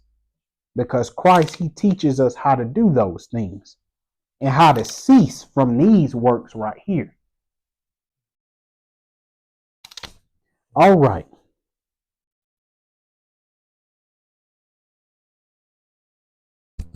Verse 14, and then we are done, brothers and sisters. Go ahead. But put you on the Lord Jesus Christ. And I want to let you guys know that that's a process. You ain't just finna put on Christ. That's a process. We're going to get into it. Go ahead. And make not provision for the flesh. Provision, that's a process too. Go ahead. To fulfill the lust thereof. The lust of what? Your flesh. Nah, it says, put ye on the Lord Jesus Christ. When you put on clothes, brothers and sisters, do the clothes just appear on you? No. When you first of all, you got to wash your face and everything like that, getting all sprayed up and all of that. But nah, it take a process. You got to lift the shirt up. You got to put it over your head. You got to put one arm through at a time. Then that ain't enough. You got to fluff the shirt. I got to pull it down like that. Then you got to put your pants on. Y'all know. See, this how I know I'm a man right here, because we all got to do it. I'm the great king of. You got to put them on, then you got to pull it up like that. Got to put you a belt on, a girdle if you got to. It's a process, brothers and sisters.